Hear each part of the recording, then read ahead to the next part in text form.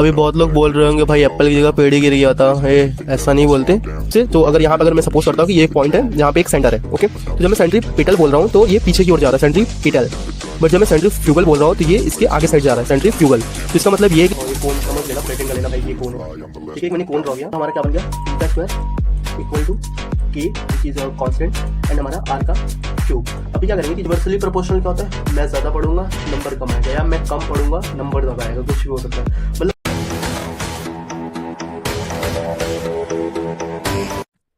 So hey everyone. This is our first chapter of gravitation, class 10 का chapter number 1 है और हम ये सीरीज स्टार्ट कर रहे हैं आज से। 1 डे 1 चैप्टर इन 1 शॉट, एक 1 शॉट वीडियो के अंदर हम पूरा चैप्टर ख़त्म करने वाले हैं। ऐसे जितने भी चैप्टर्स हैं हम एग्ज़ाम के पहले सारा ख़त्म करेंगे।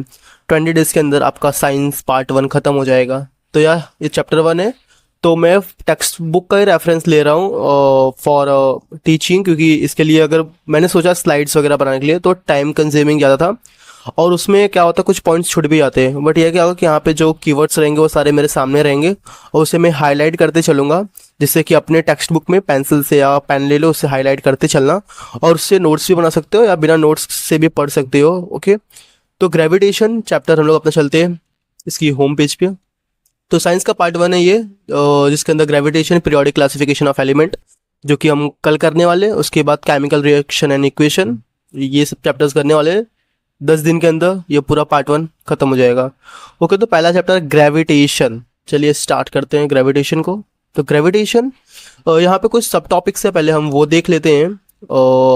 सब topics like gravitation and circular motion and centripetal force, then Kepler's law, Newton universal law of gravitation, acceleration due to gravity, free fall and escape velocity।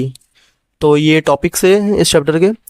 तो मैं ये एज्यूम करके चलता हूँ कि तुम लोग मतलब एकदम ज़ीरो से लेके चल रहा हूँ, मतलब कि 0 इन द सेंस कि ग्रेविटेशन का जी भी नहीं पता और मतलब बेसिक्स भी नहीं पता, कुछ भी नहीं पता।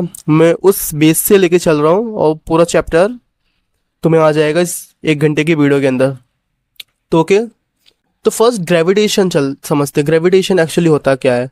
तो ग्रेविटेशन मतलब लाइक यहाँ पे स्टोरी जो हमने बहुत ज़्यादा फेमस स्टोरी है यहाँ पे ग्रेविटेशन की, जो थे ये न्यूटन ने डिस्कवर किया, सर आइजैक न्यूटन ने ग्रेविटेशन का डिस्कवरी किया था।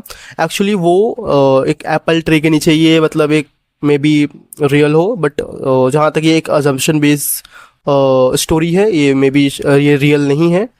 बट यहाँ पे क्या था कि ये सर आइजैक न्यूटन एक एप्पल ट्री के नीचे बैठे हुए थे और वहाँ पे उनके ऊपर एप्पल आके गिरा, falling apples from a tree, okay. तो उन्होंने ही स्टार्ट थिंकिंग लाइक कि ये जो एप्पल है वो हवा में ही क्यों नहीं रुका, या वो अपवर्ड डायरेक्शन में क्यों नहीं गया, या वो लाइक एज राइट नहीं गया, लेफ्ट नहीं गया, वो नीचे ही क्यों गिरा। मतलब वो ऐसा सोचने लगे, यहाँ पे मेंशन भी, वो वर्टिकली डाउनवर्ड क्यों नहीं गया, या वो फ्लाई क्यों नहीं हो गया, या वो हॉरिजॉन्टल डायरेक्शन में नहीं गया, वो नीचे ही क्यों गिरा। तो वो इस बेस पे सोचने लगे। अभी बहुत लोग बोल रहे होंगे भाई एप्पल की जगह पेड़ ही गिर गया था, ऐसा नहीं बोलते। तो ग्रेविटेशन, ठीक है। तो ये स्टोरी समझ में आया जो एक एसम्पशन पे बेस था। तो इस बेस पे ग्रेविटेशन का स्टार्ट हुआ, ये एक ओरिजिन पॉइंट था जहाँ पे उनको एक थॉट आया कि ये एप्पल नीचे ही क्यों गिरा। तो यहाँ पे gravitation, the phenomena of a gravitation was discover by sir Isaac Newton, has the story goes the discovery of the force by seeing an apple fall from the tree on the ground. वही जो सब मैं बताया वही सब यहाँ पे इस पूरे पेज में लिखा हुआ है। एक्चुअली जो चैप्टर्स होते हैं ना वो बहुत ज़्यादा सिंपल होते हैं, इजी टू अंडरस्टैंड होते हैं। और जितने भी चैप्टर्स हुए, ग्रेविटेशन हो गया, साउंड हो गया, फ्रिक्शन हो गया, ये सब जो चैप्टर्स हैं, केमिकल रिएक्शन हो गया, तो सारे चैप्टर्स हमारे बुक के अंदर हैं और सब हमें आता है। ये ऐसा सुन के लग रहा होगा ये क्या बोल रहे हो, बट सब हमें आता है।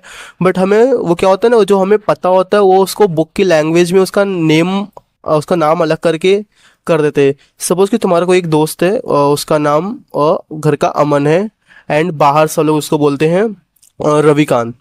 तो तुम्हें तो बाहर का रविकांत पता था, बट तुम गए वहाँ पे तो कोई बोला कि भाई वहाँ पे अमन है, उससे जाके मिल लो। फिर तुम्हें पता नहीं अमन कौन है, उसके बारे में तुम जानते भी नहीं हो, बट फिर जाके मिला अरे ये तो रविकांत था, तो मतलब घर का नाम उसका अलग था बट बाहर कुछ अलग हो गया। तो ये सेम चीज़ हमें पता सब होती है, ग्रेविटेशन, केमिकल रिएक्शन सब पता होता है, बट क्या होता है बुक में उसकी लैंग्वेजेस काफ़ी कॉम्प्लेक्स कर दी जाती हैं और वो इस बेस पे हो जाता है कि हमारे डेली लाइफ में यूज़ होता है बट हमें वो पता नहीं होता और डर लगता है। बट ऐसा जब उसको हम लोग अपने डेली लाइफ से रिलेट करके पढ़ेंगे ना तो हमें सब एकदम बहुत ईजी नल्ला समझ में आएगा। तो ठीक है, ग्रेविटेशन समझ में, यहाँ से इसका डेफिनेशन है। ग्रेविटेशन का जो फर्स्ट लाइन देख रहे हो, the phenomena of a gravitation was discover by sir Isaac Newton.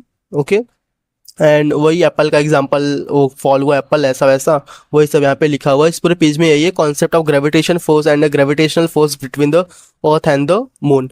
Actually जो ग्रेविटेशन होता है ना वो पूरा जो अर्थ है, अर्थ के सेंटर तक वो जो ग्रेविटेशन फोर्स होता है वो किसी भी ऑब्जेक्ट को अर्थ के सेंटर तक अट्रैक्ट करता है। मतलब ये अर्थ है यहाँ पे, जहाँ पे ये सर आइजैक न्यूटन बैठा हुआ है, तो वहाँ पे बीच में जो देखो एरो है वो एक सेंटर पॉइंट है अर्थ का। तो कहीं भी ऑब्जेक्ट हो, यहाँ पे मून के पास हो या इस ट्री के ऊपर हो या किसी दूसरे यूनिवर्स में हो, कहीं ना कहीं उनके बीच में फोर्स लग ही रहा है। अगर मैं यहाँ पे बैठा हूँ और आप अपने घर से देख रहे हो तो हम लोग के भी बीच में कहीं ना कहीं एक फोर्स ऑफ अट्रैक्शन है, बट वो कुछ भी हो सकता है बट है। ओके, मेरे हाथ में ये माइक है, इसके और मेरे बीच में फोर्स ऑफ अट्रैक्शन है। ऐसे हर एक चीज़ के बीच में फोर्स ऑफ अट्रैक्शन है। मेरे पीछे वॉल है और मैं हूँ तो हम दोनों के बीच में फोर्स ऑफ अट्रैक्शन है। ऐसे यूनिवर्स में जितनी भी चीज़ें हैं सबके बीच में क्या है, फोर्स ऑफ अट्रैक्शन है। तो उसी बेस पे यहाँ पे कोई भी ऑब्जेक्ट मून पे हो कहीं भी हो तो उसका फोर्स ऑफ अट्रैक्शन होता है towards the centre of the अर्थ। मतलब कि अर्थ है, अब सिंपल लैंग्वेज में इसको समझते हैं जितना अब तक मैंने बोला। अर्थ है, अर्थ का एक सेंटर पॉइंट है, बीच का पॉइंट है। कहीं भी ऑब्जेक्ट हो वो सब सेंटर की ओर आकर्षित होते हैं, अट्रैक्शन होता है, तो उसी को ग्रेविटेशन का कॉन्सेप्ट दिया गया है। ओके, चाहे वो मून पे हो चाहे वो कहीं भी हो, वो अट्रैक्ट हो रहा है अर्थ के सेंटर के साइड। बस यही हो गया अपना ग्रेविटेशन का कॉन्सेप्ट। इसके अंदर डेफिनेशन था, फिनोमिना जो था उसको डिस्कवर किया सर आइजैक न्यूटन ने। एंड यहाँ पे एप्पल का एग्जांपल दिया है। बस अब बेसिकली यहाँ पे स्पीच पे यही था। अब चलते हैं यहाँ पे दूसरा टॉपिक है फोर्स एंड मोशन। ये समझते हैं ये क्या है फोर्स एंड मोशन। तो यहाँ पे ये इंट्रोडक्शन टू साइंटिस्ट दिया हुआ है, सर आइजैक न्यूटन जो कि एक ग्रेट साइंटिस्ट थे बिटवीन 42 एंड 1727। ये आप रीड कर लेना, जो कि काफ़ी ग्रेट साइंटिस्ट थे उस टाइम के, इंग्लैंड में बॉर्न हुए थे और इन्होंने काफ़ी ज़्यादा लॉज दिए, laws of motion, equation of motion, theory of gravity, ये सब सारी चीज़ दी इन्होंने। ओके, तो यहाँ पे जो फोर्स की बात करें, फोर्स एंड मोशन की, तो circular motion and centripetal force. Actually force बहुत टाइप के होते हैं, बहुत टाइप के होते हैं, electromotive force, centripetal force, centrifugal force. Okay, तो इससे बहुत टाइप के फोर्स होते हैं, बट यहाँ पे क्या मेंशन है, centripetal force and circular motion, this two thing which we have to study in there. तो पहले समझते हैं सर्कुलर मोशन। इसके नाम से ही पता लग रहा है ये सर्कुलर मोशन, कि ये सर्कुलर मोशन के बारे में बात कर रहा है। कुछ सर्कल जैसा है, सर्कल सर्कल तो सबको बेसिक सा पता है सर्कल, तो कुछ सर्कल जैसा है। यहाँ पे सर्कुलर मोशन की बात की जा रही है। और यहाँ पे सेंट्रीपिटल फोर्स क्या होता है ये दोनों समझते हैं। सर्कुलर मोशन के नाम से तो कुछ समझ में आ रहा है कि कुछ चीज़ जो सर्कल हो, गोल हो, बट सेंट्रीपिटल से नहीं समझ में आ रहा है कि ये क्या हो सकता है। तो मैं क्लियर करता हूँ इसे। देखो, जो फोर्स होता है वो दो टाइप का है, और एक सेंट्रीपिटल, एक सेंट्रीफ्यूगल। सेंट्रीफ्यूगल फोर्स जो है वो आपको 11th और 12th में मिलेगा, बट मैं अभी के लिए बता दे रहा हूँ, सेंट्रीपिटल हो गया, एक सेंट्रीफ्यूगल हो गया। सेंट्रीफ्यूगल हमारे सिलेबस में नहीं है, सेंट्रीपिटल फोर्स है बस, बट हम दोनों समझते हैं ज़्यादा अच्छा रहेगा। देखो, जो सेंट्रीपिटल है, सेंट्रीपिटल, देखो जब मैं सेंट्रीपिटल बोल रहा हूँ तो जो मेरे लिप्स है वो पीछे के साइड जा रहे हैं। ओके, पीछे के साइड जा रहे हैं, माउथ के सेंटर में पीछे के साइड जा रहे हैं। ओके, एंड जब मैं सेंट्रीफ्यूगल बोल रहा हूँ तो जो मेरे लिप्स हैं वो बाहर, मतलब उससे जो, अगर यहाँ पे अगर मैं सपोज करता हूँ कि ये एक पॉइंट है, यहाँ पे एक सेंटर है। ओके, तो जब मैं सेंट्रीपिटल बोल रहा हूँ तो ये पीछे की ओर जा रहा है, सेंट्रीपिटल। बट जब मैं सेंट्रीफ्यूगल बोल रहा हूँ तो ये इसके आगे साइड जा रहा है, सेंट्रीफ्यूगल। तो इसका मतलब ये है कि सेंट्रीपिटल कुछ होगा कि जो सेंटर की साइड जाए, towards the centre, and centrifugal जो होगा वो कहाँ जाएगा, वो अवे फ्रॉम द सेंटर जाएगा। मतलब सेंट्रीपिटल जो है वो सेंटर के पास जाएगा एंड सेंट्रीफ्यूगल जो है वो सेंटर से दूर जाएगा। ओके, तो यहाँ पे सर्कुलर मोशन मतलब कुछ सर्कल जैसा, एंड सेंट्रीपिटल मतलब सेंट्रीपिटल, इसका मतलब कि कुछ सेंटर के पास जा रहा है चीज़ें। ओके ओके, तो यहाँ पे एक एग्जांपल लिया हुआ है, स्टोन एंड एक स्टिंग मतलब एक रस्सी या धागा, जो भी आप समझ सकते हो। तो यहाँ पे इसने सपोज इस बंदे ने एक लिया, स्टिंग लिया। ओके, स्टिंग में क्या किया, एक स्टोन बांध लिया। ओके, और उसको क्या किया, उसको ऐसा ऐसा घुमाना स्टार्ट किया। ओके, ऐसा घुमाना स्टार्ट किया तो वो क्या हुआ, वो ऐसा गोल गोल घूमने लगा। तो ये क्या बना रहा है, सर्कुलर मोशन। क्या हो रहा है, सर्कुलर मोशन हो रहा है। ओके, तो जब सर्कुलर मोशन होता है ना, तो वहां पे हमें क्या मिलता है, और वहां पे हमें टेंजेंशियल डायरेक्शन मिलता है। अभी टेंजेंशियल डायरेक्शन क्या होता है, देखो अभी यहाँ पे जो सर्कल बन रहा है, ये सर्कल के साइड से देखो यहाँ पे एक एरो गया है ऐसा, फिर एक एरो यहाँ पे गया है, तो एक एरो उसके पीछे भी वैसा गया होगा, उसके पीछे भी एक ऐसा एरो गया होगा, समझ रहे हो, मतलब हर एक पॉइंट पे ऐसा ऐसा एरो जा रहा है। तो वो एरो ही हमारा क्या हो गया, टेंजेंशियल डायरेक्शन। मतलब कि हम पढ़े होंगे मैथ्स में भी अपने, कि सर्कल से कोई भी एक पॉइंट टच करके जो जाता है वो हमारा टेंजेंशियल डायरेक्शन होता है। ओके, वो टेंजेंट होता है बेसिकली, यहाँ पे फिर सर्कुलर मोशन के अंदर उसको टेंजेंशियल डायरेक्शन बोल दिया गया है। यहाँ पे जो ये सर्कल है, इस सर्कल से एक पॉइंट से एक लाइन जा रही है जो उसको बोल दिया टेंजेंट। लाइक ये जो लाइन हमें क्या इंडिकेट कर रहा है कि देखो, जब अभी मैं रस्सी लिया, ओके, मैं उसको ऐसा गोल गोल घुमा रहा हूँ, तो मैं जब उसको गोल गोल घुमा रहा हूँ तो वो ऐसा घूमेगा, बट फिर वो क्या करेगा, वो टेंजेंट जो दिखा रहा है वो ऐसा एरो। तो अगर मान लो कि जैसे कि यहाँ पे ये है, यहाँ पे इस पॉइंट पे आप कर्सर देखो माउस का, इस पॉइंट पे मैंने उस रस्सी को छोड़ दिया, तो स्पीड में रहेगा, और स्पीड में रहने के बाद जब मैं उसे छोड़ दूंगा तो क्या होगा, वो यहाँ से इस साइड की ओर चला जाएगा, मतलब इस साइड ऐसा वो चला जाएगा। अगर मैं इस पॉइंट पे छोड़ा होता तो इधर चला जाता, तो अगर मैं इस पॉइंट पे छोड़ा होता वो इधर चला जाता, और अगर इस पॉइंट पे छोड़ा होता वो इधर चला जाता।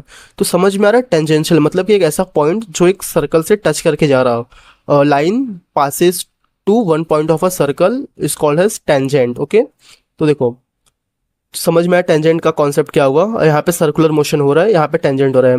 बट देखो यहाँ पे ये ब्लू कलर की जो लाइन है, ये सेंटर की ओर एरो दिखा रहा है, सेंटर बीच में है।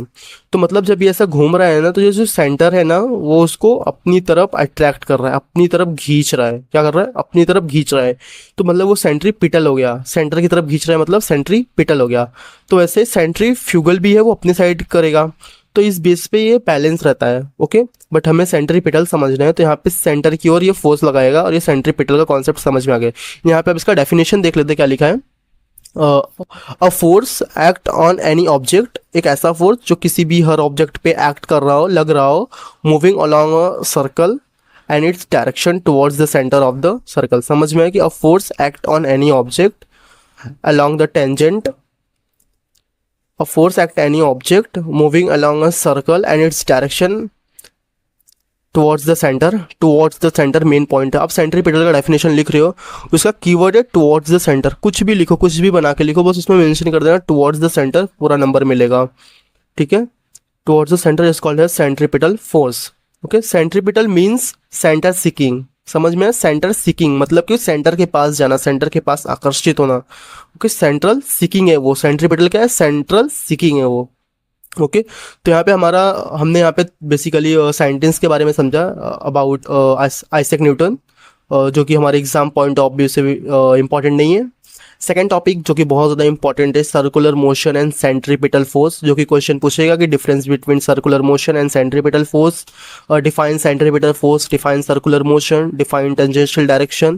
तो यहाँ पे तीन टॉपिक इस स्पेस से बहुत ज़्यादा इंपॉर्टेंट था। First centripetal force, second circular motion, and third tangential motion direction. Circular motion मतलब कि कोई भी ऑब्जेक्ट है वो सर्कल में घूम रहा है, वो क्या हो गया, अपना सर्कुलर मोशन हो गया। Object which is revolve around circumference of circle is called has circular motion. Okay, and centripetal क्या हो गया, a force which is acting on towards the centre of the circle is called as centripetal force, and third tangential direction. Okay, moving along a circular path, its velocity in tangential direction. Okay, तो तीन topic समझे हम। तो अभी velocity भी यहाँ पे चलेगा। okay, अभी इतना इस पेज में बेसिकली हमने तीन टॉपिक समझा। ओके, अब चलते हैं अपने नेक्स्ट पेज पे। क्लियर हो, मैं थोड़ा पास हो जाता हूँ। एक्चुअली गाइस पता है, ये वीडियो दोबारा शूट हो रहा है, मतलब पूरा सेशन कंप्लीट हो गया था अपना, पूरा ग्रेविटेशन मैंने पढ़ा चुका हूँ। मतलब शायद अगर ये सेशन अच्छे से हो गया होता तो इस टाइम में नेक्स्ट चैप्टर पढ़ा था, बट वही बात है ना, मैं माइक यूज़ कर रहा था, एंड पूरा जब लेक्चर्स ख़त्म हो गए तो ये मैंने देखा कि फिर जब अपना लेक्चर्स दिखा तो वहाँ पे वॉइस आ नहीं रहा था। तो मैं वॉल्यूम वगैरह अपना देखा इंक्रीज किया, सब तो फिट है, फिर वॉइस नहीं आया।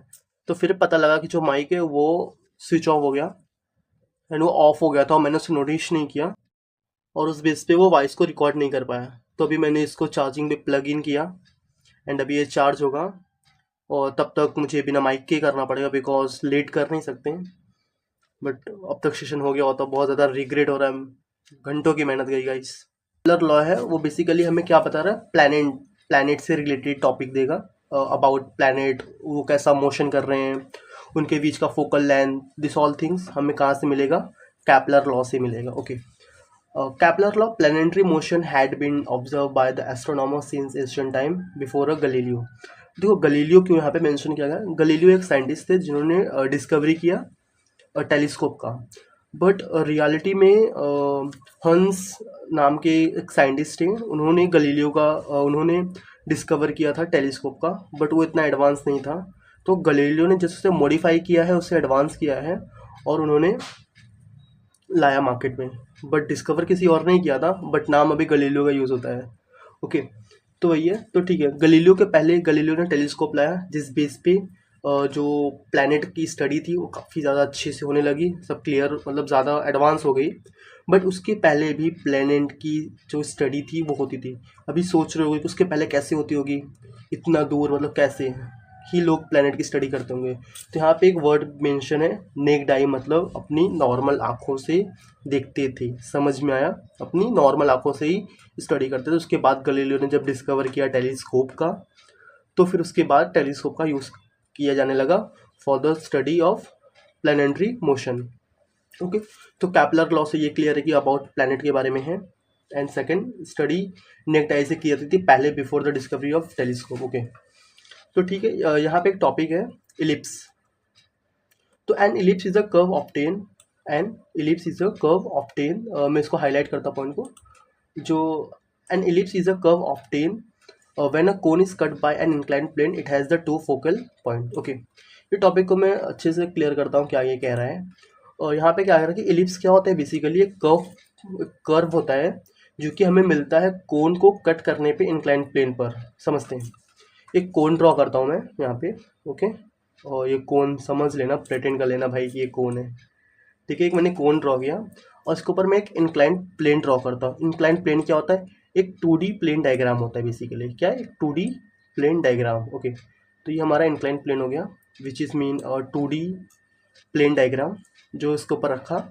और फिर इसको यहाँ से अगर कट करें, यहाँ से अगर ऐसा कर्व में कट करेंगे तो कर्व निकल के आएगा, curve which means Oval type का होगा, तो कर्व निकल के आएगा। तो जो कर्व रहेगा वो बेसिकली अपना क्या होगा, वो अपना होगा इलिप्स। समझ में आया, क्या होगा, वो इलिप्स होगा, ठीक है। तो यहाँ पे देखो ये डायग्राम है, इस डायग्राम को देख के क्या समझ में आ रहा है कि यहाँ पे एक कर्व है, इस कर्व को इसने यहाँ पे कट किया, बीच में जो सर्कल जैसा पार्ट यहाँ पे दिख रहा है ये हमारा हो गया इलिप्स। ओके, इलिप्स ऐसा दिखता है, समझ में आया, इलिप्स ऐसा दिखता है। तो यहाँ पे देखो इलिप्स ऐसा क्या है, यहाँ पे जो ब्लू वाला आपको दिख रहा है, ये ब्लू वाली लाइन जो ओवल शेप जैसा दिख रहा है, ये बेसिकली अपना इलिप्स हो गया। तो इसके अंदर देखो यहाँ पे मेंशन है टू फोकल पॉइंट। देखो फोकल पॉइंट क्या होता है बेसिकली, सपोज डेट कि मैं यहाँ पे एक डायग्राम ड्रॉ करता हूँ, वेट, देखो यहाँ पे ये मान लो सपोज डेट कि अपना सोलर सिस्टम है, और इस जो ये सर्कल है इस पे हमारा अर्थ जो है और जो भी प्लैनेट्स है वो रिवॉल्व करते हैं इस इलिप्स पे। ओके, और जो मेरा सन है, जो हमारा सन है, वो बेसिकली सन्नी पाजी यहाँ पे है। तो ये जो सन हो गई, ये इस चैप्टर में एस से डिनोट किया गया है, सन हर जगह, तो अगर एस दिखता है तो which means it is denoted by capital S. तो जो सन है यहाँ पे, ये सन क्या हो गया, ये एक फोकस हो गया, क्या हो गया, फोकस हो गया, समझ में, तो ये फोकस हो गया। तो बस फोकस का मतलब यही हुआ, ये एक फोकस हो गया। तो यहाँ पे क्या हो गया कि it has two focal point, जो इलिप्स होंगे उसके पास कितने फोकल पॉइंट होंगे, टू फोकल पॉइंट होंगे, जैसे कि यहाँ पे F1 दिख रहा है और यहाँ पे F2 दिख रहा है। समझ में आया, ओके। इलिप्स का कॉन्सेप्ट क्लियर हुआ, ओके। डेफिनेशंस का यहाँ से नोट कर लेना, ओके, ठीक है। अभी अपने नेक्स्ट पॉइंट पे चलते हैं। जो कैपलर्स था, कैपलर लॉ जो है वो बेसिकली कैपलर साइंटिस्ट ने दिया, ये समझ में आया। एक साइंटिस्ट थे कैपलर, उन्होंने लॉ दिया प्लैनेट के बारे में, कि अबाउट प्लैनेट के बारे में, उनके रिवॉल्यूशन के बारे में, उनके मोशन के बारे में उन्होंने लॉ दिया। तो इस लॉ का नाम उनके नाम पे पड़ा कैपलर्स के। तो उन्होंने बेसिकली 3 लॉ दिए कैपलर लॉ के अंदर। अभी समझते ये 3 लॉ क्या हुआ है। एक्चुअली फ़ैन भी बंद है तो काफ़ी ज़्यादा गर्मी हो रही है, अभी कुछ तो कॉम्प्रोमाइज़ करना पड़ेगा, अभी माइक नहीं है तो वॉइस क्लियर के लिए कुछ तो करना होगा ना। ओके, तो कैपलर्स लॉ समझते क्या होता है बेसिकली। ओके, कैपलर्स के 3 लॉ थे, ये क्लियर हुआ। कैपलर्स लॉ क्यों होता है? कैपलर्स लॉ के 3 लॉ होते हैं। और first, the orbit of a planet is an ellipse with a sun at one foci. देखो एक वर्ड मैंने हम लोगों ने समझा यहाँ पे, विच मीन फोकस, FOCUS। देखो समझते बेसिकली इसका मतलब, देखो यहाँ पे फोकी यूज़ हुआ है। फोकी और फोकस दोनों मतलब सेम है। देखो जब फोकस कितना, जब फोकस एक होता है, जब फोकस एक होता है तो उसे हम लोग फोकस बोलेंगे, समझ में आया। बट जब फोकस एक से ज़्यादा होगा उसे हम फोकाई बोलेंगे, समझ में आया, एक क्लियर हुआ। मतलब सिंगुलर अगर है तो फोकस एंड प्लूरल है तो फोकाई, समझ में आया। ओके ठीक है, तो फोकी दोनों का मतलब एक ही होता है, बट सिंगुलर के लिए ये यूज होता है एंड प्लूरल के लिए ये यूज होता है। ओके ठीक है,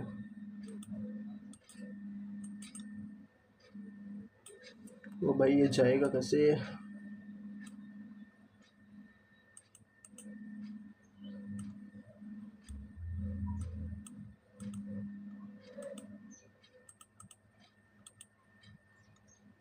हाँ ठीक है, ओके ओके। तो कैपलर, the orbit of a planet is an ellipse. The orbit of a planet, जो प्लैनेट है उनकी जो ऑर्बिट है, जिस ऑर्बिट पे वो मूव कर रहे हैं, जिस पाथ पे उस मूव कर रहे हैं, this is known as orbit. Okay, तो जो ऑर्बिट है प्लैनेट का is an ellipse with a sun at one of the foci. मतलब सन, उसमें तो बहुत सारे फोकाई होंगे बट उसका एक वन ऑफ फोकाई कौन है? हमारा सन। जैसे कि मैंने इसके पहले वाले एग्जाम्पल में बताया कि जो सन है एक फोकाई है किसका? इलिप्स का। जो प्लैनेट मूव कर रहे हैं उस पे जो एक फोकस पॉइंट है वो हमारा सन हो गया, समझ में है। वही यहाँ पे लिखा हुआ है कि सन एक जो है वो एक फोकाई है जो प्लैनेट्स मूव कर रहे हैं अराउंड द इलिप्स। ओके ठीक है, जैसे यहाँ पे देखो ये सन है, ये सन यहाँ पे इस फोकस पॉइंट पे, यहाँ पे जो हमारे प्लैनेट से वो मूव कर रहे हैं, प्लैनेट ए, प्लैनेट बी, प्लैनेट सी, यहाँ पे सब मूव कर रहे हैं। तो इनका सबका जो जो वन फोकस है वो कौन है? वो है सन, समझ में है। तो इसका एक फोकाई हो गया ये। ओके, तो समझ में आया फर्स्ट लॉ, फोकाई और फोकस की यूज़ हो रहा है, ये भी समझ में आया। ओके, और यहाँ पे मैंने पहले बता चुका कि जो सन है वो किससे इंडिकेट किया जा रहा है, किससे डिनोट किया जा रहा है? कैपिटल एस से। ओके गॉट इट, ठीक है।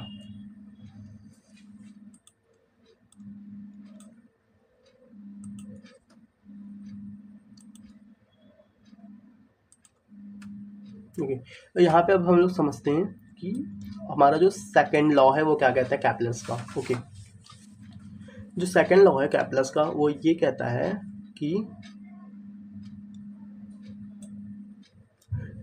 The line joining the planet and the sun sweeps equals area in equal interval of time. तो यहाँ पे एक वर्ड यूज हुआ है which is known as sweep, SWEEPS। इसका मतलब हो गया कवर करना। क्या कवर करना? इसका एक न्यू वर्ड हो गया स्वीप। ओके, तो मतलब कि the line joining the planet and the sun, जो लाइन जॉइन हो रहा है प्लैनेट से और सन के बीच में, वो कवर कर रहा है equal area equal interval of time में। इसका मतलब कि जो यहाँ पे एक प्लैनेट है, ओके, इसको एक प्लैनेट ए है और बी है। तो यहाँ पे मान लो प्लैनेट ए और प्लैनेट बी, ओके मैं वेट, यहाँ पे जो प्लैनेट ए है एंड प्लैनेट बी है, यहाँ पे जो प्लैनेट ए है एंड प्लैनेट बी है, इनको यहाँ से यहाँ पे मूव करने में, पॉइंट ए से पॉइंट बी तक जाने में 1 महीना लग रहा है। कितना? 1 महीना लग रहा है पॉइंट ए से पॉइंट बी पे जाने में। और यहाँ पे सी पॉइंट है, यहाँ पे पॉइंट डी है, इसको पॉइंट सी से पॉइंट डी पे जाने में 1 महीना लग रहा है, समझ में आया। ए से बी पे 1 महीना लग रहा है एंड सी से डी पे भी 1 महीना ही लग रहा है। मतलब कि जो line joining the planets and the sun है, जो लाइन है यहाँ पे इनके बीच का, ओके, मतलब ये कह रहा है कि यहाँ पर भी प्लैनेट है, यहाँ पर भी प्लैनेट है, और दोनों को यहाँ से यहाँ भी जाने में सेम इंटरवल ऑफ टाइम लग रहा है, सेम एरिया वो कवर कर रहे हैं सेम टाइम में, और यहाँ पर भी सेम एरिया कवर कर रहे हैं सेम टाइम में, समझ में आया। ओके ठीक है, और इस एग्जांपल में बस वही बताया जो मैंने आपको ओरली बोला, पढ़ लेना। ओके ठीक है, एंड स्वीप्स मतलब क्या होगा कि एक एरिया कवर करना, एरिया विच मीन्स कवर करना होता है किसी भी चीज़ को, this is known as sweep. Okay ठीक है।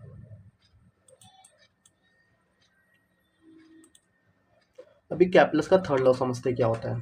कैपलस थर्ड लॉ,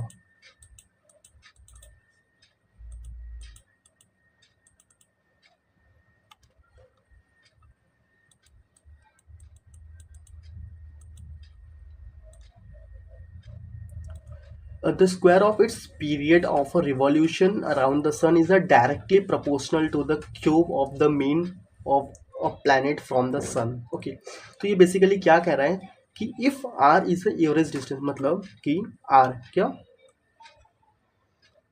अगर r जो है वो एक मीन है, एक एवरेज, मतलब सपोज करते हैं जो r है वो एक एवरेज डिस्टेंस है of a planet from the sun. Okay, मतलब जो डिस्टेंस है प्लैनेट और सन के बीच का वो एक एवरेज डिस्टेंस वो आर हम सपोज करते हैं। Okay, and T is the time period, उसको इतना टाइम लग रहा है कवर करने में, आर हमारा वो हो गया, टी एक टाइम पीरियड है। ओके, ठीक है, रिवॉल्यूशन ऑफ देम। तो ये क्या कह रहा है कि जो टी स्क्वायर है वो डायरेक्टली प्रोपोर्शनल है हमारे आर क्यूब से।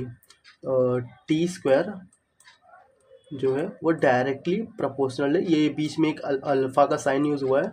ओके, ये डायरेक्टली प्रोपोर्शनल है हमारे आर क्यूब के। ये जो अल्फा जैसा दिख रहा है दिस इसको प्रोपोर्शनलिटी का साइन कहते हैं। इसका मतलब कि अगर ये इंक्रीज़ हो रहा है तो हमारा जो आर है ये भी इंक्रीज़ होगा। ओके, और अगर ये डिक्रीज़ हो रहा है तो आर भी डिक्रीज़ होगा। इसका मतलब हो गया ये यहाँ पे क्या है, प्रोपोर्शनलिटी का साइन है क्योंकि अल्फा से डिनोट किया जाता है। ओके, तो एक रूल है कि अगर हम T square is directly proportional to R cube, तो अगर मैं टी का स्क्वायर और ये जो ये प्रोपोर्शनलिटी का साइन है यहाँ पे, अगर मैं इसको हटाता हूँ, क्या करता हूँ, इसको मैं हटाता हूँ यहाँ से। ओके, प्रोपोर्शनल अगर मैं हटा देता हूँ यहाँ से तो आ जाएगा इक्वल। क्या आ जाएगा, इक्वल। अगर मैं ये जो यहाँ पे देखो ये जो पॉइंट है अल्फ़ा वाला जो मैंने बताया, अगर इसको मैं हटाता हूँ तो इक्वल आ जाएगा, और यहाँ पे क्या आ जाएगा, आर का स्क्वायर, आर का क्यूब है, बराबर। इतना सब, इतना क्लियर था। पर जब हम प्रोपोर्शनल का साइन हटाते हैं तो एक कांस्टेंट आता है, मतलब कोई भी एक नंबर आएगा के, कांस्टेंट आएगा, उस कांस्टेंट को हम लोग क्या बोल देंगे, उस कांस्टेंट को हम लोग बोल देंगे जो भी उस कैपलर्स कांस्टेंट या जो भी रहेगा वो, तो एक कांस्टेंट आ जाएगा। इतना समझ में आया, ठीक है, ये कांस्टेंट आ गया यहाँ पे। ओके, तो फॉर्मूला हमारा क्या बन गया, टी का स्क्वायर इक्वल टू के विच इज़ कांस्टेंट एंड हमारा आर का क्यूब। अभी क्या करेंगे कि जो आर का क्यूब है ये यहाँ पे मल्टीप्लाई में उसको उस साइड भेज देंगे इक्वल के, वो डिवाइड में चला जाएगा। ये सब आप बेसिक्स में पढ़े होंगे। ओके, टी स्क्वायर वो नीचे आ जाएगा तो यहाँ पे आर का क्यूब हो जाएगा और इक्वल टू के हो जाएगा। समझ में आया, ठीक है। ये हमारा क्या हो गया, ये हमारा हो गया फॉर्मूला, ठीक है। K is equal to T square upon R cube. और ये जो यहाँ पे इतने बड़े में कैपलर्स थर्ड लॉ में लिखा है, ये यही फॉर्मूला लिखा हुआ है, देखते हैं। मतलब बेसिकली ये फॉर्मूला बोल सकते हैं कि देखो, द स्क्वायर ऑफ, यहाँ पे स्क्वायर है किसका, टाइम पीरियड का, ठीक है, किसका, टी टाइम पीरियड का स्क्वायर है। Okay, and is directly proportional to the cube of the mean distance. Directly proportional किससे था, cube of its mean square. समझ में, तो वही यहाँ पे लिखा हुआ है। ओके, ठीक है। तीनों लॉ समझ में आए कैपलर्स के, कैपलर्स ने 3 लॉ दिए। ओके, तीनों लॉ हमने समझा, इलिप्स समझा, ठीक है। ओके, ठीक है। अभी हम लोग अपने नेक्स्ट टॉपिक पे चलते हैं, Newton's universal law of gravitation.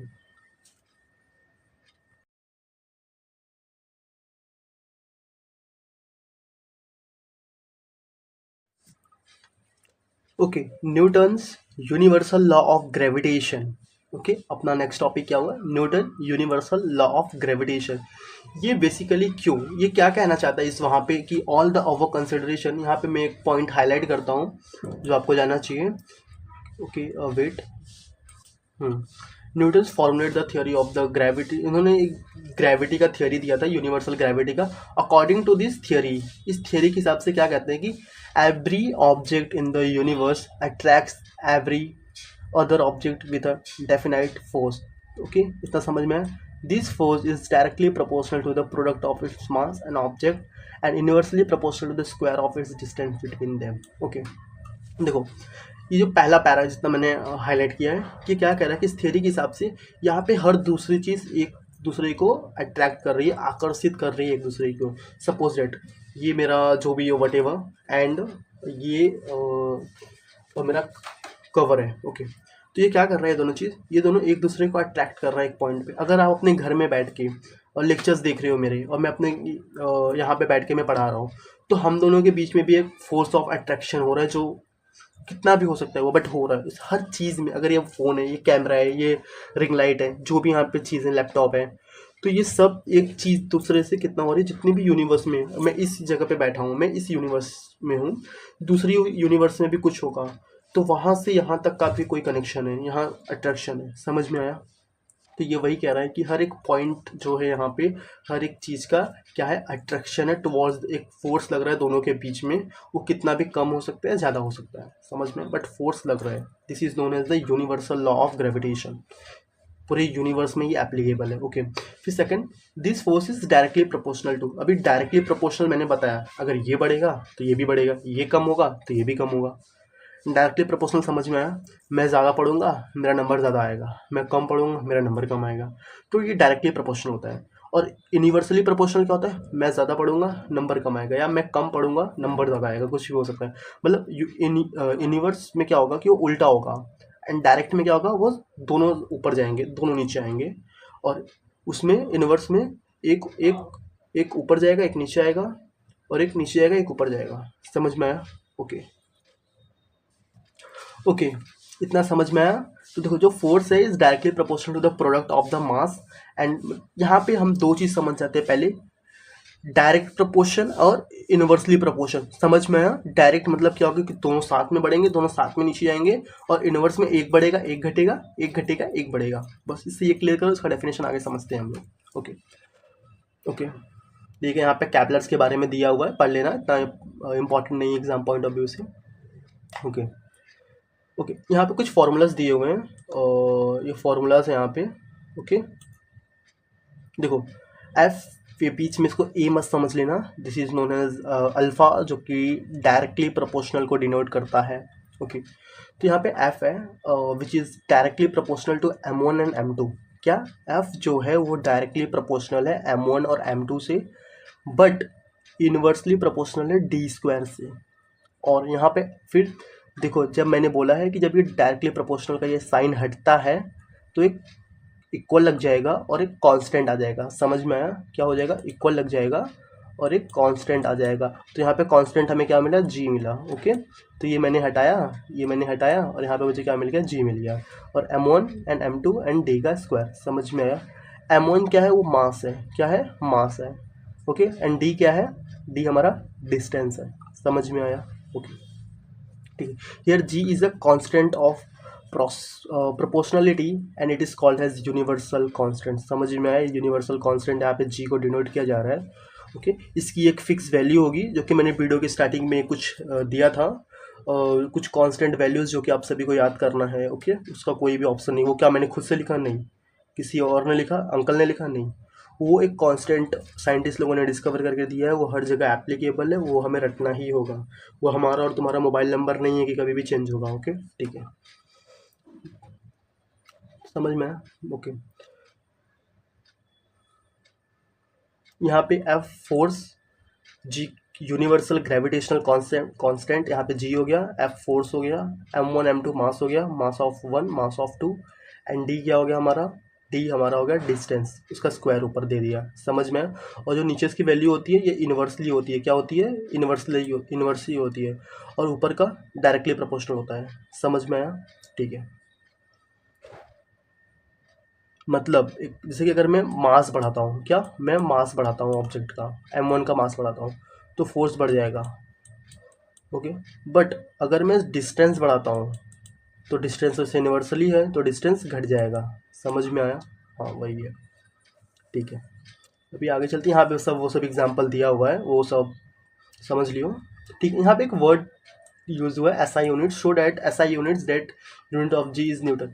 ऐसा यूनिट तब तक पता लगी कि छोटी सी क्लास में 6, 7, 8 में ये इंट्रोड्यूस हो जाता है, which is a international system. इसका मतलब क्या होता है, जैसे अगर हम दुकान पे सामान लेने जा रहे हैं तो क्या वो बोलते हैं ना कि 1 किलो ये दे दो, 2 किलो, 1 लीटर, 2 लीटर। तो वो चीज़ों को इंडिकेट करने के लिए होता है कितना मुझे चाहिए। जैसे कि अगर दूध है तो लिक्विड है तो वो लीटर के लिए यूज़ होगा। बट अगर मैं आलू या प्याज या ये सब ले रहा हूँ तो इसके लिए मैं किलो का यूज़ करूँगा। उस बेस पे एक टर्म आया इंटरनेशनल सिस्टम, जो कि पूरे वर्ल्ड में, पूरे समझ रहे हो ना, पूरे अर्थ पे कांस्टेंट होगा, मतलब हर जगह सेम होगा, अलग अलग नहीं होगा। समझ में आया? जैसे कि क्या होता है कि गांव में क्या लोग बिगहा यूज करते हैं ज़मीनों को करने के लिए, बट वही बाहर कंट्री में लोग कुछ और यूज़ करते हैं। तो वही तो, बट एक कुछ कांस्टेंट टर्म है जो हर जगह सेम रहेंगे, वो चेंज नहीं होंगे। तो इसलिए इंटरनेशनल सिस्टम का इन्वेंशन हुआ, विच इज़ SI यूनिट। तो यहाँ पे SI यूनिट दिया हुआ है न्यू। बट आई होप कि तुम लोग को ये सब पता होगा।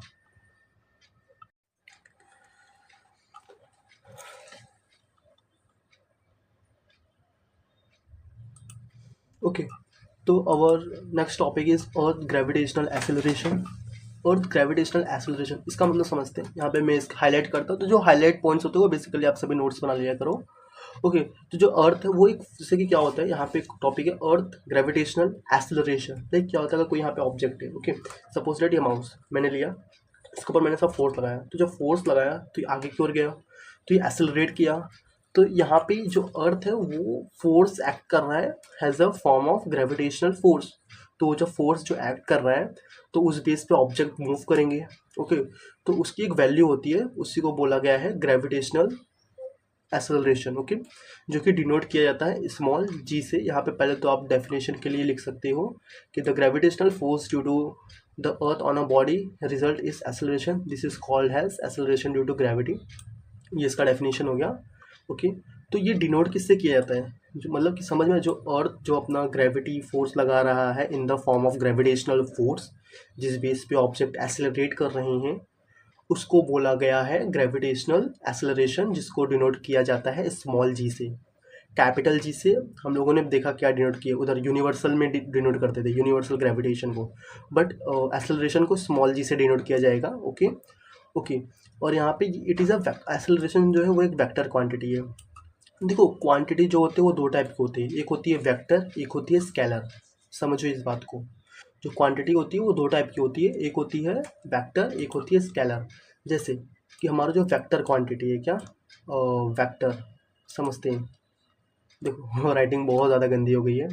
और सब सपोज दैट वेलोसिटी, जो हमारी वेलोसिटी है, वो कौन सी क्वांटिटी है, वो वेक्टर क्वांटिटी है। समझ में है? वेक्टर क्वांटिटी है। क्वांटिटी दो टाइप की होती है, एक होती है वेक्टर, एक होती है स्केलर। तो जो वेक्टर क्वांटिटी होती है उसके पास होगा मैग्नीट्यूड, उसके पास क्या होगा, मैग्नीट्यूड, और उसके पास डायरेक्शन होगा। क्या होगा, उसके पास मैग्नीट्यूड भी होगा, डायरेक्शन होगा। अभी मैग्नीट्यूड क्या होता है, मैग्नीट्यूड एक वैल्यू, हाँ, अगर 9, 8 होता है, 9, 8, क्या ये एक मैग्नीट्यूड है? हाँ, ये एक मैग्नीट्यूड है। तो मैग्नीट्यूड मतलब कोई भी एक वैल्यू। डायरेक्शन, डायरेक्शन सभी को पता है, ईस्ट वेस्ट या राइट, वहाँ से आ रहा है इस डायरेक्शन से, वेस्ट से, ये सब डायरेक्शन होगी। समझ में आया? तो एक ऐसी चीज़ जिसके पास मैग्नीट्यूड हो और डायरेक्शन दोनों हो, वो हमारी क्या होगी, वेक्टर क्वांटिटी होगी। ओके, समझ में है? ठीक है, इस अभी यहाँ पे वेक्टर क्वांटिटी भी मेंशन किया गया, स्केलर। ओके, ठीक है। तो हमारी जो एक्सेलरेशन है वो एक वेक्टर क्वांटिटी जिसके पास मैग्नीट्यूड भी है और डायरेक्शन भी है। ओके, ठीक है।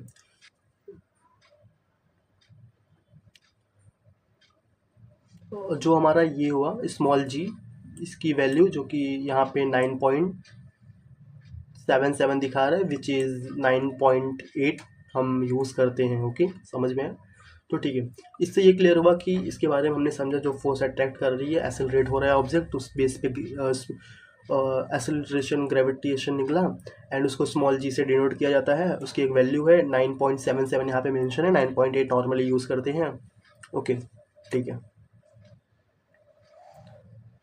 तो जो ये स्मॉल जी है, इसकी वैल्यू भी हमने समझा, बट इसकी कुछ वेरिएशंस हैं, समझ रहे हो? 9.8, क्या यहाँ पे 9.8 अगर ये मेरे पास है, इसको अगर मैं ड्रॉप करता हूँ यहाँ से, तो ये नीचे जा रहा है। समझ में है? ये नीचे जा रहा है किस स्पीड से, 9.8 मीटर पर सेकेंड की स्पीड से जा रहा है। समझ में आया? ओके, अभी एक ऑब्जेक्ट है, वो कहाँ पे है, वो एक बिल्डिंग के ऊपर है, सपोज डेट एजप्शन करो कि एक बिल्डिंग है, इस बिल्डिंग के ऊपर ये ऐसे रखा हुआ है, ठीक है। अभी ये 0 है, ये 1 सेकंड में कितना नीचे आएगा, 1 सेकंड में 9.8 आएगा, कितना 9.8 मीटर पर सेकंड की स्पीड से ये नीचे आएगा। 2 सेकंड में कितना होगा, 2 सेकंड में कितना होगा, कितना हो जाएगा इसकी स्पीड, 2 सेकंड में हो जाएगा ये 17.6, कितना 17.6। 3 सेकंड बाद कितना हो जाएगा, 3 सेकंड बाद कितना हो जाएगा,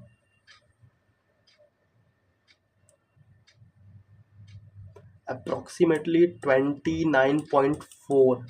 आप लोग मुझे कमेंट में बताओ कि 4 सेकंड बाद इसकी स्पीड कितनी हो जाएगी, मतलब 1 सेकंड में 9.8, अगले सेकंड 17.6, तीसरे सेकंड में 29.4, फिर 4 सेकंड का मुझे कमेंट में बताओ कितना हो जाएगा। समझ में आया ये कॉन्सेप्ट? ओके ओके, तो यहाँ पे देखो, तो वेरिएशंस जो हैं change along the surface of अर्थ, यहाँ पे 3 टॉपिक मेंशन है। First A, change along the surface of earth, change with height and change with depth. जो 9.8 है वो बात सही है, वो इस पॉइंट ऑफ व्यू से 9.8 है, बट कहीं ना कहीं वो एक पॉइंट पे 0 भी होता है, समझ में आया, और कम भी होगा टाइम के साथ साथ। Suppose that change along the surface of earth, देखो क्या हुआ, जो अर्थ का सरफेस है, will the value of G be same everywhere on the surface of the earth? The answer is no. समझ मतलब कि जो जी है क्या वो अर्थ के हर सरफेस से सेम है? तो answer is no. The reason is that the shape of the earth is not exactly spherical, and so the distance of the point on the surface of the earth is center affairs the somewhat the place of the place। Actually जो हमारा अर्थ है ना, basically वो बोलते हैं circle है, but वो circle नहीं है, वो स्पेरिकल नहीं है। ओके, ऊपर से थोड़ा सा चिपटा हुआ है एंड साइड से थोड़ा सा ज़्यादा उसका रेडियस है। ओके, तो जितना रेडियस बढ़ेगा उतना ज़्यादा ग्रेविटी की वैल्यू कम होगी। समझ में आया? लाइक यहाँ पे 9.8 था, बट एक पॉइंट पे जो इक्वेटर है, इक्वेटर वो जो इमेजिनरी लाइन नहीं होता, हमने ऐसे स्ट्रीम पढ़ा है, तो इक्वेटर पे 9.7 हो जाएगी इसकी वैल्यू। समझ में आया? ओके, एंड पोल्स पे 9.8 रहेगा, पोल्स पे 9.8 रहेगा, पोल्स पे 9.8 रहेगा, बट इक्वेटर अर्थ ऐसा है तो यहाँ से ज़्यादा रेडियस हो गया, तो इक्वेटर पे 9.7। ओके, मतलब कि जो सरफेस है अर्थ उस पे भी हमारा वेरिएंस करता है ग्रेविटी की वैल्यू। Second, height. अभी क्या मैं माउंट एवरेस्ट पर अगर चढ़ जाऊँ, 8 किलोमीटर है, तो उस पर कुछ होगा नहीं। एरोप्लेन जो कि 10 किलोमीटर ऊपर से उड़ रहा है, नहीं। नॉर्मली जो हमारी जो बलून्स होते हैं ना, वो 38 टू 40 किलोमीटर तक ऊपर हाइट में उड़ाया गया है, तो उतना ज़्यादा ग्रेविटी का वहाँ पर भी इफ़ेक्ट नहीं है, कम होता है बट उतना नहीं। बट उसको ऊपर जो वेदर जहाँ से सेटेलाइट से किए जाते हैं वहाँ पे थोड़ा कम होगा। फिर और ऊपर जाएंगे, कम्युनिकेशन जैसे टेलीविज़न कॉल्स वगैरह जो कम्युनिकेशन वाले सैटेलाइट्स हैं वहाँ पे और कम हो जाएगा, एक पॉइंट पे 0 हो जाएगा। ओके, तो वही यहाँ पे मेंशन है, देखते हैं। ये चार्ट देख लो, बेसिकली पूरा पैराग्राफ में वही मेंशन है जो मैंने बताया। हाइट है यहाँ पे, अगर 0 हाइट मतलब वही जो नॉर्मल इसका मेरे हाथ के इतना, या जो भी हमारे आसपास की चीज़ें हैं, ठीक है, उस पर 9.8। माउंट एवरेस्ट अगर मैं 8 किलो अर्थ की सरफेस से मैं 8 किलोमीटर ऊपर चले जाऊँ तो कितना होगा, तो भी 9.8 रहेगा। Maximum height reach by the made man balloon, जो बलून है मैंने बताया वो 36 और 40 तक भी गया है, यहाँ पे 36 मेंशन किया गया है। तो उतना ऊपर अगर बलून जाता है तो जो ग्रेविटी की वैल्यू होगी वो 9.7 हो जाएगी। फिर जो वेदर वाली सैटेलाइट्स हैं 400 किलोमीटर ऊपर 8.7, और जो हाईएस्ट कम्युनिकेशन वाली जो सैटेलाइट्स हैं वहाँ पे इसकी वैल्यू हो जाएगी 0.225। समझ में आया? ग्रेविटी की वैल्यू जो अभी 9.8 है वो उस लेवल पे जाने के बाद 0.225 हो जाएगी। इसका मतलब ये है कि हाइट से फ़र्क पड़ता है ग्रेविटी को। Okay okay, third, change with depth. यहाँ पे 0.225 है, एक पॉइंट पे ये 0 भी हो जाएगी, उसको स्केप वेलोसिटी पढ़ेंगे आगे समझते हैं। फिर यहाँ पे third, change with depth. Depth के हिसाब से भी हमारी जो ग्रेविटी की वैल्यू है वो चेंज होती है। The value of G is also change if we go inside the earth. अगर अर्थ है, ये अर्थ के बीच में जो है हमारा ग्रेविटेशन फोर्स लगता है। अगर हम लोग इस पॉइंट पे पहुंच जाएं, इस पॉइंट पे मान लो मैं आ जाऊं, तो यहाँ पे क्या होगा? तो देखो ये टॉपिक काफ़ी ज़्यादा कॉम्प्लिकेटेड है, लोग इसे समझ नहीं पाते। अभी देखो यहाँ पे है, तो यहाँ से अर्थ जो है वो यहाँ पे फोर्स लगाएगा सेंटर की ओर, बट ऊपर से भी फोर्स लगेगा, ऊपर से भी फोर्स लगेगा, और वो फोर्स आपस में कैंसिल हो जाएंगे। तो ये बीच में जहाँ पे मैं हूँ, यहाँ से इतना हो जाएगा, फिर समझ रहे हो? ओके। ये टॉपिक कहीं ना कहीं समझना बहुत ज़्यादा मुश्किल है, एक बार में नहीं समझ में आता है। मैं कुछ पॉइंट्स हाईलाइट करता हूँ जो आप सभी पढ़ो, फिर उसको फिर उसको लर्न कर लो, जो ज़्यादा आपके एग्ज़ाम के हिसाब से ज़्यादा वो रहेगा टाइम टेकन, अगर ये लगता है तो। ओके।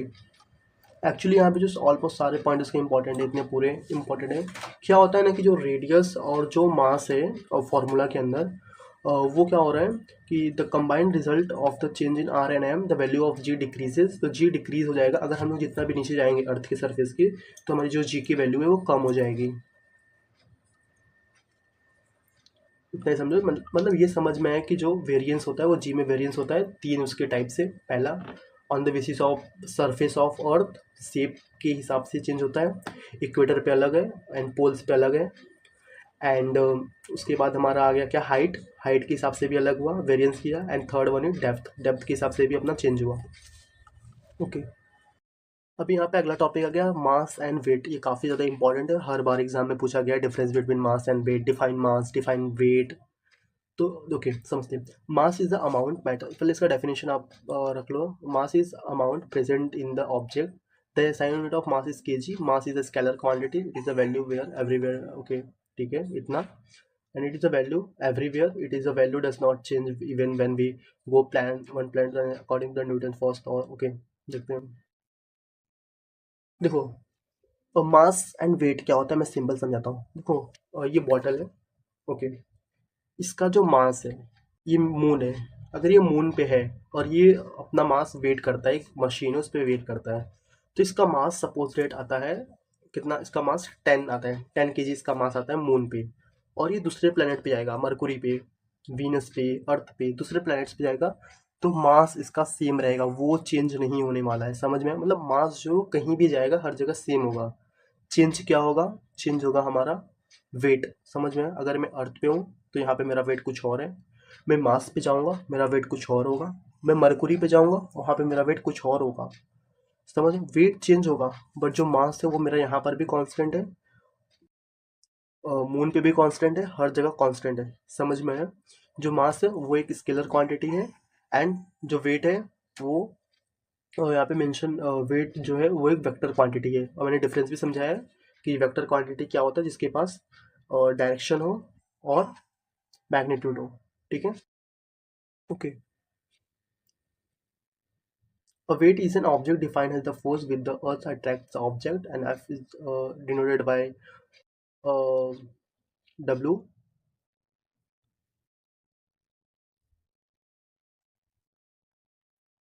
Okay. मास और वेट के बीच में डिफरेंस समझ में आया? ओके, ठीक है। ये फॉर्मूला है, देखते हैं इसको आगे।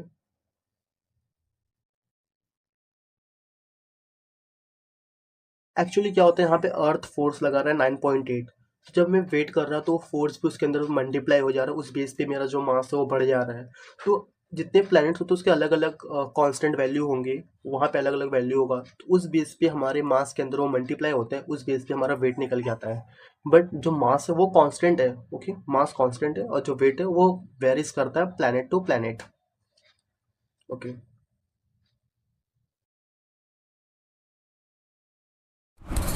ओके, तो our topic is free fall. Free fall क्या होता है बेसिकली? फॉल, फॉल मतलब कोई चीज़ गिरना, फ्री, फ्री मतलब फ्री होके गिरना, कोई भी रुकावट नहीं आ रहा है, क्या कोई भी रुकावट नहीं आ रहा है, वो फ्रीली गिर रहा है भाई, फील करके फ्रीली गिर रहा है वो। ओके, तो इसका मतलब होगा फ्री फॉल।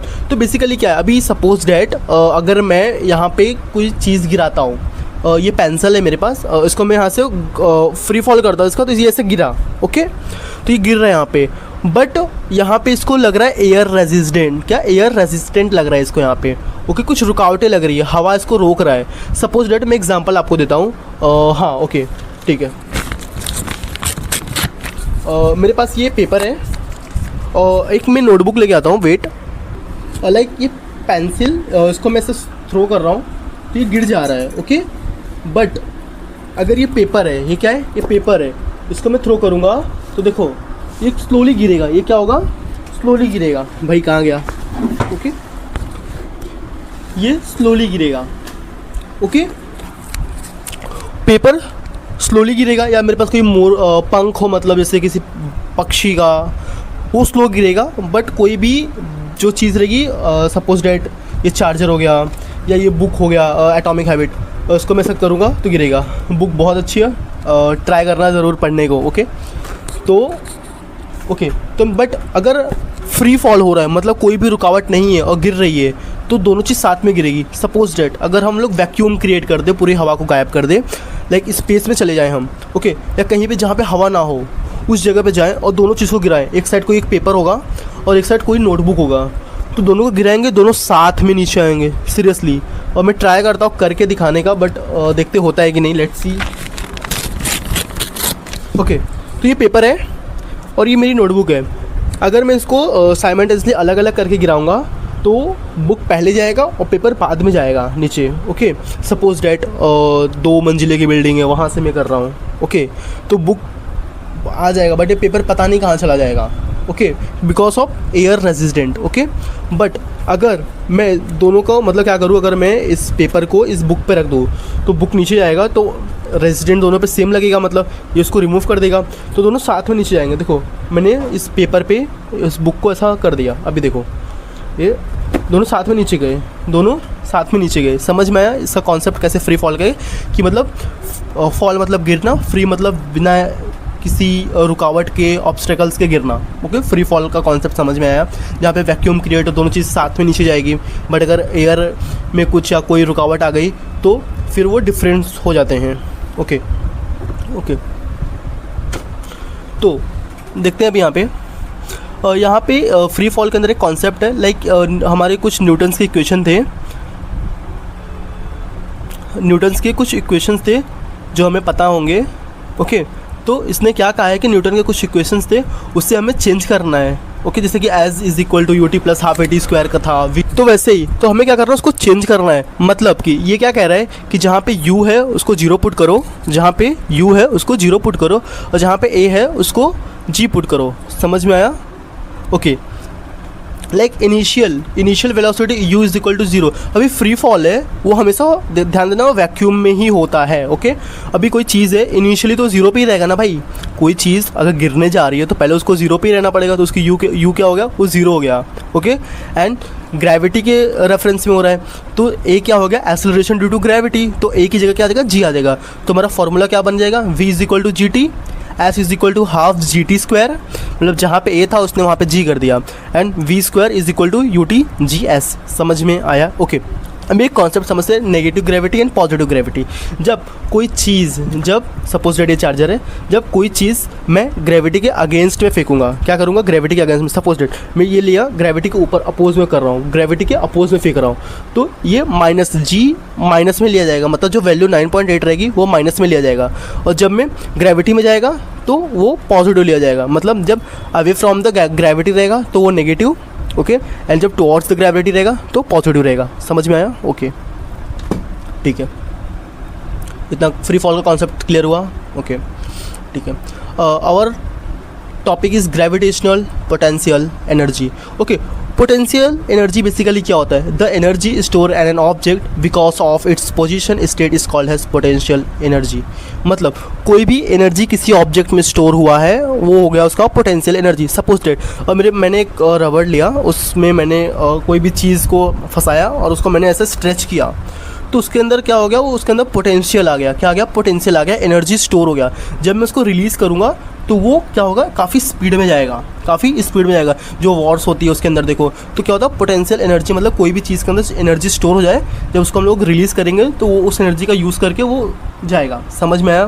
पोटेंशियल एनर्जी मतलब बेसिकली एनर्जी स्टोर करना। ठीक है, okay, the energy store N object because of its position, क्योंकि जब मैंने उसका पोजीशन पीछे लिया तो उसके अंदर क्या स्टोर हो गया, एनर्जी स्टोर हो गया। ओके ठीक है, उसका फॉर्मूला क्या हो गया, mgh।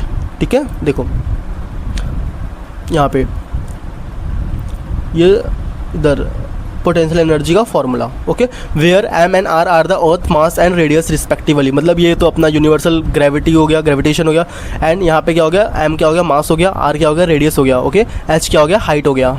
ओके ठीक है, escape velocity, I think last topic है ये हमारे चैप्टर का, escape velocity. Okay, escape velocity क्या होता है, स्केप होना, जैसे कि एक ऐसा पॉइंट, जैसे कि अभी ग्रेविटी 9.8 है, हमने देखा था एक पॉइंट पे आके वो 0.2 समथिंग हो गया था जब वो कम्युनिकेशन सैटेलाइट के पास पहुंच गया, ग्रेविटी की वैल्यू कम हुई थी वेरिएशन ऑफ हाइट की वजह से, समझ में आया।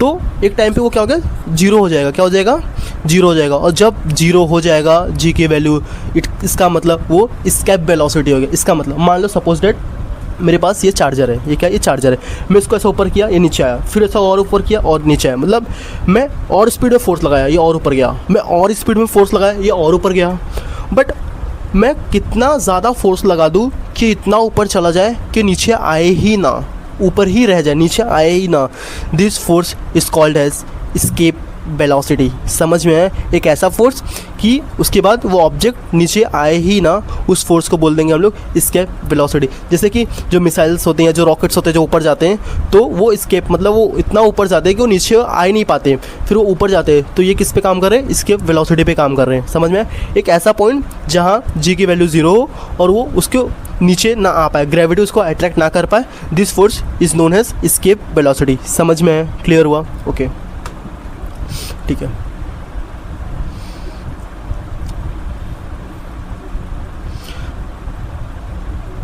यहाँ पे देखो v is equal to U square plus 2as, ये हमारा इक्वेशन था न्यूटन का थर्ड लॉ जो था ना, एवरी एक्शन है अपोजिट एंड इक्वल रिएक्शन का, उसका ये इक्वेशन है, v is equal to U square plus 2as। तो यहाँ पे v क्या था, फाइनल वेलोसिटी था। तो बॉल को अगर मैं ऊपर फेंक रहा हूँ तो वो ऊपर जाएगा, तो एक पॉइंट पर रुकेगा ना, अगर मैं चार्जर को ऊपर फेंकूंगा तो एक पॉइंट पर रुकेगा, फिर रुक के वो नीचे आएगा, तो जिस पॉइंट पर वो रुक रहा है तो वो उसका v क्या हो गया, वो 0 हो गया ना, v क्या हो गया, 0 हो गया, तो यहाँ पे v क्या हो गया, 0 हो गया। ठीक है, और जो a रहेगा वो क्या रिप्लेस करेगा, उसको ग्रेविटी रिप्लेस कर देगा, तो मतलब a की जगह क्या लिखेंगे, g लिखेंगे। बट और मैंने ये भी बताया कि वो अपोजिट में जा रहा है ग्रेविटी के, तो माइनस में जाएगा, तो माइनस g हो जाएगा। तो यू स्क्वायर प्लस 2, यहाँ पे देखो v 0 हो गया, यू स्क्वायर प्लस 2, यहाँ पे माइनस g लग गया और ऐसा आ गया। तो मैक्सिमम हाइट क्या हुआ बॉल का, बस उसको क्या किया, एस यहाँ पे हो गया, उसको इस साइड से उस साइड करके वो डिवाइड में चला गया, और यहाँ पे अपना क्या आ गया, यहाँ पे क्या आ गया अपना S is equal to minus U square plus 2g। G क्यों हुआ, क्योंकि ग्रेविटी के इन्फ्लुएंस में हो रहा है, माइनस क्यों लगा, क्योंकि ये ग्रेविटी के अपोजिशन में जा रहा है। समझ में आया? ठीक है, ओके, तो ये कुछ थे, हाँ एक दो डेरिवेशन छोटे छोटे थे जो हमारे एग्ज़ाम में नहीं पूछे जाते हैं, तो उसको मैंने स्किप किया है। ओके, एंड बाकी सारे थियोरी जितने भी थे इस चैप्टर के अंदर वो सारा कवर किया। ओके, सारा का सारा टॉपिक मैंने कवर किया है।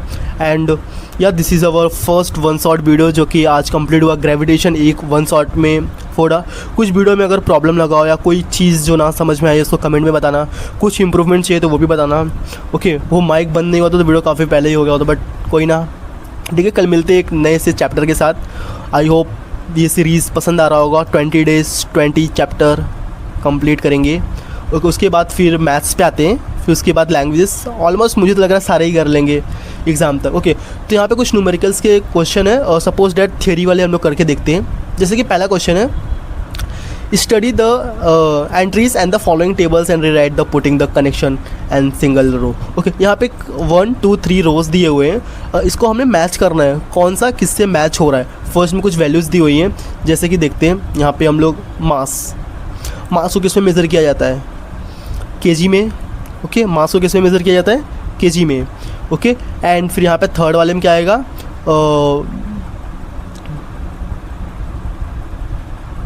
Same in the entire universe. जो मास होता है बताया था ना, वो पूरे यूनिवर्स में सेम होता है, एंड वेट चेंज होते रहता है। तो मतलब देखो, पहले का ये मैंने जो हाईलाइट किया है, फर्स्ट में ये, सेकंड वाला फिर उसके सामने ये आएगा केजी, एंड यहाँ पे थर्ड वाले कॉलम में same in the entire universe. ठीक है, समझ में आया? ओके, ऐसे ही सारे क्वेश्चन करने रहेंगे वेट के वो सब। इनर्शिया क्या होता है basically, it is a tendency, जैसे कोई ऑब्जेक्ट है, एक मोटा एक पतला है, ठीक है, तो अगर मैं धक्का दूंगा, जो पतला वाला बंदा है वो गिर जाएगा या थोड़ा दूर जाएगा, बट मोटा वाला नहीं जाएगा, बिकॉज क्योंकि उसका इनर्शिया ज़्यादा है और जो पतला वाला बंदा है उसका इनर्शिया कम है। समझ में इनर्शिया का कॉन्सेप्ट क्या होगा? ओके अभी यहाँ पे पहला question, what is the difference between mass and weight. लो यही क्वेश्चन हमने किया था ना, difference between mass and weight, ये भी यहाँ पे पूछा है। मास, जो मास होता है वो यूनिवर्सल होता है, एंड जो वेट होता है वो क्या होता है, वो प्लैनेट टू प्लैनेट वेरी करता है। ओके फिर उसके SI यूनिट डाल देना एंड उसका फार्मूला डाल देना एंड उसको किससे डिनोट किया जाता है वो लिख देना। ओके फिर यहाँ पे कुछ पूछ रहा है कि फ्री फॉल क्या होता है। कोई भी चीज़ गिरता है जहाँ पे वो वैक्यूम हो, उसे क्या बोलते हैं, फ्रीली कोई भी चीज़ फॉल हो रहा है तो विदाउट एनी बोलते ना विदाउट एनी डिस्ट्रैक्शन या कोई भी ऑब्स्टेकल बीच में ना हो, फ्री फॉल हो गया। Acceleration due to gravity, small G पूछ रहे हैं यहाँ पे, जो स्मॉल जी का हमने कॉन्सेप्ट समझा 9.8, वो डिपेंड करता है 3 चीज़ों पे, शेप पे, एल्टीट्यूड पे मतलब कि हाइट पे, एंड थर्ड डेप्थ पे डिपेंड करता है, वो पूछ रहे हैं यहाँ पे। एस्केप वेलोसिटी, एक ऐसा पॉइंट जहाँ पे ऊपर चला जाता है वो नीचे आए ही ना, मतलब एक ऐसा पॉइंट, एक ऐसी स्पीड कि वो चीज़ ऊपर चली जाए और वो नीचे ही ना आए, this is called escape velocity. And centripetal force, मतलब कि a force which is acting on towards the centre, this is known as centripetal force. Okay ठीक है, यहाँ पे क्या पूछा है, right 3 laws of the given Kepler's. इसने जो कैप्लस ने वो जो 3 लॉस दिए हुए थे वो हमें बताना है यहाँ पे, बताओ तीनों लॉ बता देना। ओके ठीक है बाकी न्यूमेरिकल्स टाइप के क्वेश्चन है।